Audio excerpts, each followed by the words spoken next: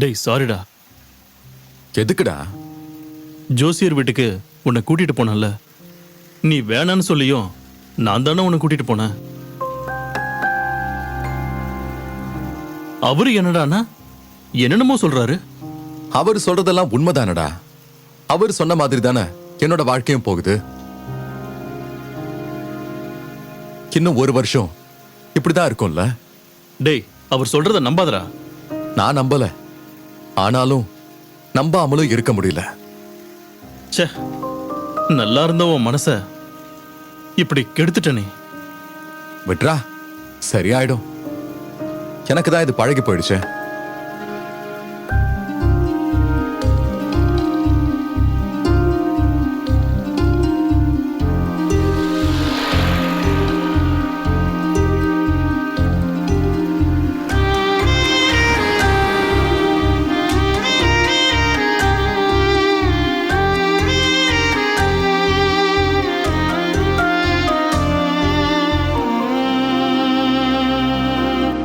தம்பி, உண்மையிலேயே ஜோசிக்காரன் என்னப்பா சொன்னாரு?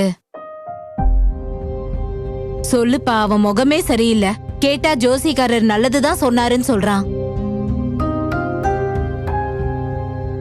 ஆனா அவன் நல்லாவே இல்ல. அவனை பார்க்கவே கஷ்டமா இருக்கு. சொல்லுப்பா, உண்மையிலேயே என்னதான் நடந்துச்சு?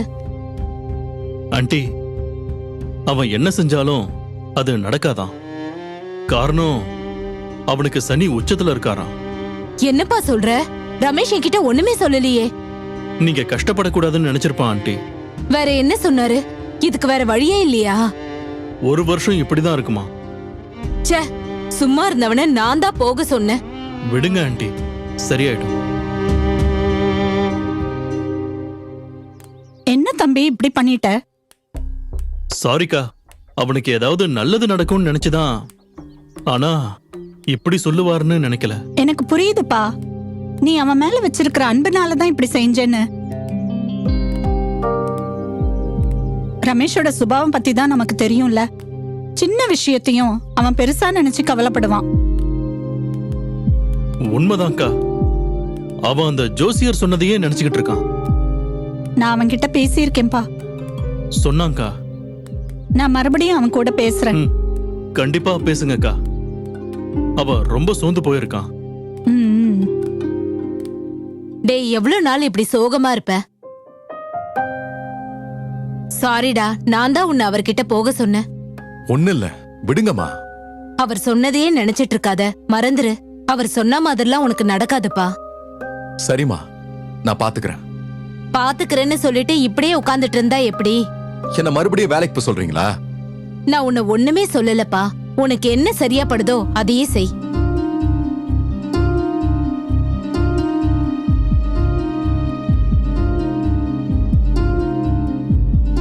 இங்க பாருங்க, உங்க ஜாதகத்துல சனி உச்சத்துல இருக்கான். நீங்க என்ன செஞ்சாலும் அது உங்களுக்கு கைகூடி வராது. இன்னும் ஒரு வருஷத்துக்கு ரொம்ப கஷ்டம்தான். நீங்க எதையும் செய்யாம இருக்கிறதே நல்லது.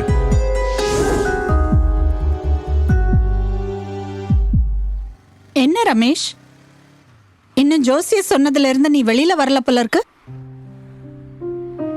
இங்க பாருப்பா, நான் அன்னைக்கே உன்கிட்ட சொன்னேன், நீ அங்க போனது ஆண்டவருக்கு பிடிக்கல, அவர்கிட்ட மன்னிப்பு கேளுன்னு.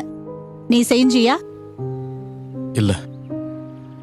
நீ அதை செஞ்சிருந்தா இப்படி இருந்திருக்க மாட்ட. உண்மைதானே? இப்ப உனக்குள்ள ரெண்டு காரியம் போராடிக்கிட்டு இருக்கு. ஒண்ணு, அந்த ஜோசியர் சொன்ன வார்த்தை, அது அப்படியே நடந்துருமோ, ஒருவேளை உண்மையா இருக்குமோங்கிற எண்ணம். இன்னொன்னு, குற்ற மனசாட்சி. இப்படி கர்த்தருக்கு பிரியமில்லாத காரியத்தை செஞ்சிட்டோமேன்னு வருத்தப்படுற, அப்படிதானே?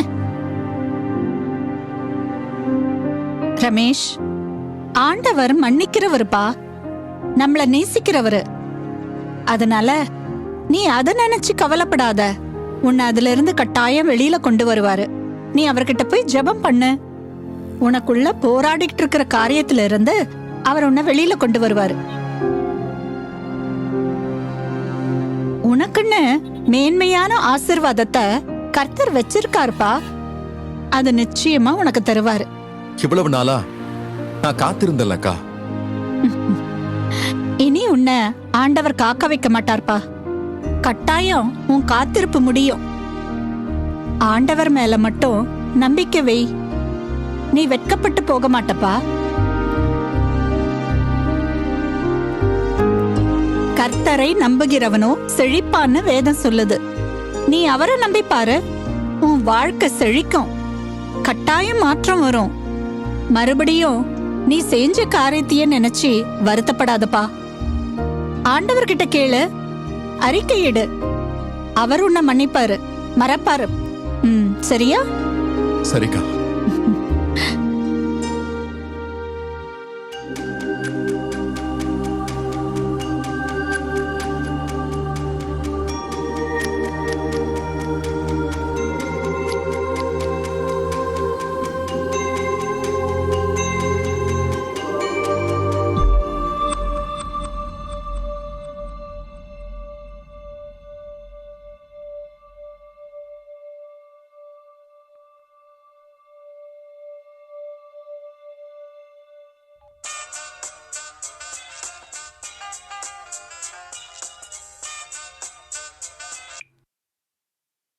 ஹலோ, தம்பி, சொல்லுங்க ஐயா. உனக்கு வேலை கிடைச்சிருச்சுப்பா. ரொம்ப சந்தோஷங்க ஐயா. சீக்கிரமா ஆ, கிடைச்சு. சரிங்க ஐயா.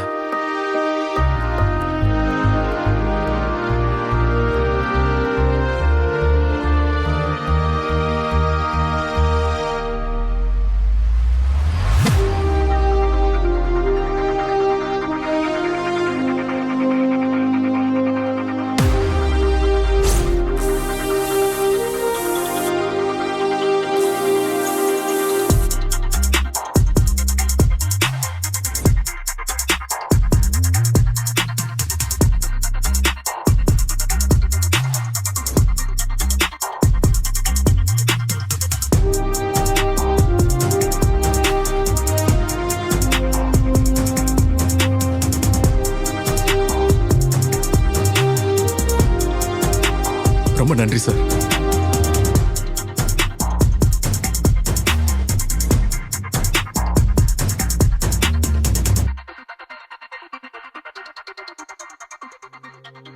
ஐயா, ரொம்ப நன்றிங்க ஐயா.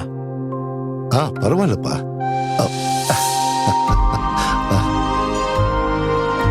ரொம்ப நன்றி. சரி, நான் கிளம்புறேன். All the best.